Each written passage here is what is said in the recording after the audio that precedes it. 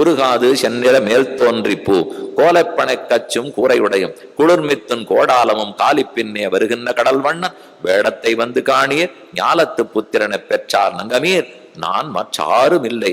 இங்கிருந்து சாயங்காலத்துக்கு போறான், சாயங்காலமான 4:30 மணிக்கு திரும்பி வருகிறான். அப்படி வந்தபோது ஒரு மாலை பொழுது எல்லா பிள்ளைகளையும் முன்னாடி அனுப்பிச்சுட்டார். தான் கையில இருக்கிற மேலாட, கையில பிடிச்சிட்டு இருக்கிற சிட்டு வட்டில் என்னென்ன உண்டோ எல்லாத்தையும் ஒத்தொத்தர் கையில கொடுத்துட்டார். அவா அப்படி ஆடிண்டு பாடிண்டு போறார்கள். இந்த பெண்மணிகளுக்கெல்லாம் கார்த்தால 7:30க்கு பிள்ளை கிளம்பி போயிட்டானே, எப்ப பாப்போம்னு பார்த்தா முதல் பிள்ளை வந்தான். கண்ணன் தான் வந்துட்டான் நோக்கம். எல்லாரும் வாசலுக்கு வருவாளாம். கண்ணன் இல்லை. இன்னும் 1000 பிள்ளைகள் கழிச்சு தான் அவர் வரப்போறார். அதற்குள்ள அந்த ஊர்பட்ட பாடு தடகலும் தொங்கலும் ததும்பி எங்கும் தண்டுமை எக்கம் மத்தளி தாழ்பீலி குழல்கள் கீதமுமாகி எங்கும் கோவிந்தன் வருகின்ற கூட்டம் கண்டு மழகுலோ வருகின்றதென்னு மங்கமார் வால வாசல் பத்தி நுழைவனர் நிற்பனராகி எங்கும் உள்ளம் விட்டு ஊன்மளந்தொழிந்தனரே. சாயங்கால வேளைக்குள்ள எல்லாரும் வாசல்ல வந்து நிற்கிறார். சாப்பாடு மறந்து போச்சு. ரம்பா திலோத்தமா ஊர்வசி எல்லாம் என்ன கச்சேரி, என்னமா கண்ணன் ஒரு நாளைக்கு அங்க போயிட்டு சாயங்காலத்துல திரும்பி வரார் என்று பார்த்து ஆச்சரியப்படுகிறார்கள். இதெல்லாம் மாலை பொழுதிலே திரும்பி வந்தது. இப்படி நடந்து கொண்டிருந்த போது ஒரு நாள் கோவர்தன கிரிதாரியாய் கண்ணன் மலையை தூக்கி குடையாக பிடித்தார். ஊரே வெள்ளக்காடாகி போக இந்திரனுடைய பசிக்கோபத்துக்கு தாங்காமல் மழை பெய்தது. கோவர்தன மலையை குடையாக பிடித்தாய், கன்று குணிலாவிரிந்தாய் கடல் போற்றி குன்று குடையாவிடுத்தாய் குணம் போற்றி மெய் நிற கீழ்புக மாபுரள சுனவாய் நிற நீர் பிளிரி சொரிய இன ஆனிரபாடி அங்கே ஒடுங்க அப்பன் தீமழ காத்து குன்னமெடுத்தானே. குன்றத்தை எடுத்தார், மழையிலிருந்து காத்து கொடுத்தார்.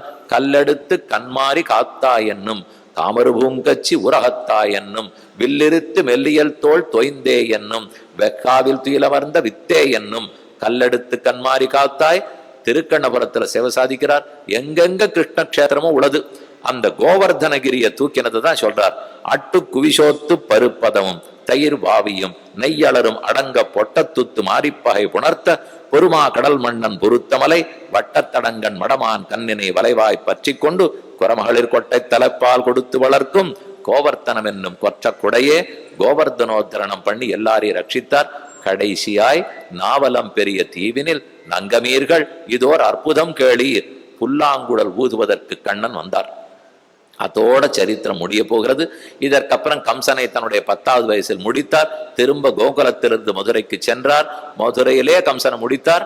அதற்கப்புறம் நாட்டை ஆண்டார். துவாரகைக்கு போனார்னு கண்ணனுக்கு வயசாயிடும். முதல் 5 வயசு வரைக்கும் கோகுலத்தில் இருந்தார். அடுத்த 5 வருஷங்கள் நந்த கிராமத்தில் இருந்தார். நடுவுல பிருந்தாவனத்துல விளையாட்டு, கோவர்தனத்தை குடையாக தூக்கி பிடித்தார். இது எல்லாமே நடந்தது 10 வயசுக்குள்ளே. ராமன் வாழ்ந்தது எத்தனையோ வருஷம், 11,000 வருஷம். அதுல அவருடைய பால்ய சேட்டித்தத்தை பத்தி ஒண்ணுமே ஸ்லோகம் இருக்காது. கண்ணன் இருந்தது 125 வருஷம். அதுல அவர் 10 வயசு காணப்புறம் சேர்த்து பிடிச்சா 10 ஸ்லோகம், பாக்கி 10,000 ஸ்லோகம் 10 வயசு வரைக்கும். 10 வயசு சேட்டித்தன் சொல்றதுக்கு ஆயிரக்கணக்கில் ஸ்லோகம் இருக்கே. வயசாக்கி கீதையை சொன்னார் என்னால் அவர் சொன்ன ஸ்லோகம் தான் 700. கீதை சொன்னார்னு ஸ்லோகம் 7. யாரும் பாடவே மாட்டா. வயசான கண்ணனை காட்டிலும் குழந்தை கண்ணனுக்கு ஏற்றம். குழந்தை ராமனை விட வயசான ராமனுக்கு ஏற்றம். என்ன இப்ப அயோத்தியில வைபவம்னால் பாலராமனா இருக்காரு இல்லையா? பாலகிருஷ்ணன் எல்லா இடத்துலயும் கேள்விப்பட்டுப்போம். பாலராமன் இப்படிலாம் யாரும் பேரே வச்சிருந்தது இல்லைன்னால் அதனாலதான் அயோத்தியில அவர் பாலராமனா இருக்கார். அங்க மட்டும்தானே அந்த வயசுல இருந்தார். வெறும் பிறந்த ராமன் சாகேத ராமன்கிறதுனால பாலராமனா இருக்கார். குழலூதும் சிறப்பு. கண்ணன் குழலூத ஆசைப்பட்டார். எங்கும் எல்லாரும் மறந்தனர். ஆகாசத்தில் இருக்கிற ரம்பா திலோத்தமா ஊர்வசி மேனகா இனிமே வாசிக்கிறது இல்லைன்னுட்டா, ஆடுறதே இல்லைன்னுட்டா. தும்புரு நாரதர் இவர்கள்லாம் பாடுறது இல்லைன்னுட்டா. மேஞ்சின்னு இருக்கிற பசுமாடு கண்ணுக்குட்டி வந்து நின்று கச்சேரி கேட்கறது. மான்கணங்கள்லாம் புல்லு மேய்ஞ்சிட்டு அப்படியே வந்து நின்று கேட்கறது. எல்லாத்தையும் வைத்துக்கொண்டு கண்ணன் குழலூதினார். திரண்டெழுதகை மகளை முகில் வண்ணன் குழலி பாட்டுல சொல்லச்சே முன் நரசிங்கம் தேனுகன் பிலங்கன் காளியன் என்னும் தீப்ப பூடுகள் அடங்க உழக்கி கானகம்படி உலாவி கருஞ்சிறக்கன் உடலூதின போது மேனகையோடு திலோத்தமை அரம்பை உருப்பசி அவர் வெள்கி மயங்கி வானகம் பாடியில் வானகம்படியில் வாய் திறப்பின்னி ஆடல் பாடல் அவை மாறி நின்றனர். ஆட்டமில்லே பாட்டமில்லே.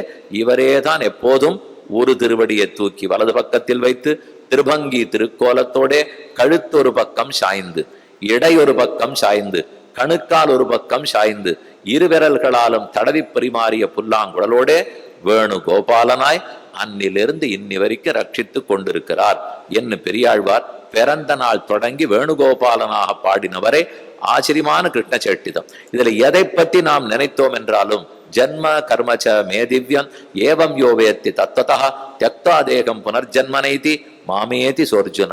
நான் பிறந்தேன் என்னும் வளர்ந்தேன் என்னும் உண்மையை யார் அறிந்து கொள்ளுகிறானோ அவன் திரும்ப பிறப்பதே இல்லை என்கிறார். அதுக்கு நாம செய்ய வேண்டியது ஹரே ராமான்னு புரிந்து கொண்டு, ஹரே கிருஷ்ணான்னு புரிந்து கொண்டு, ஹரேன்னு தெரிந்து கொண்டு, இந்த ஆத்மா அவனுடைய சொத்து, அந்த சொத்தை எப்போதும் அவர் பெற்றுக் கொள்ளுகிறார், அதை சமர்ப்பிப்பது கூட அவரது என்று ஏற்றுக்கொள்ளுவது என்கிற உண்மை உணர்வோடு இருக்க வேணும். அதனாலதான் 3 நாட்களில் ஹரே ராமவென்னும் ஹரே கிருஷ்ணவென்னும் ஹரே ஹரேன்னு பார்த்தோம். ஹரே ராம ராம ராம ஹரே ஹரே, ஹரே கிருஷ்ண கிருஷ்ண கிருஷ்ண ஹரே ஹரே என்று சொல்லி ராமனுக்கும் கண்ணனுக்கும் ஹரியம்பெருமானுடைய திருவடிகளுக்கும் பல்லாண்டு பல்லாண்டு பல்லாண்டு என்று பாடி அமைகிறேன். ஷேக்காந்தாய கல்யாணத்தை தெய்யத்தினாம் ஸ்ரீவெங்கட நிவாசாய ஸ்ரீனிவாசாய மங்களம். ஸ்ரீமதே ரம்மஜாமாத்ரு முனீந்திராய மகாத்மனே ஸ்ரீரங்கவாசினே பூயாது நித்யஸ்ரீ நித்தியமங்கலம். அனைவருக்கும்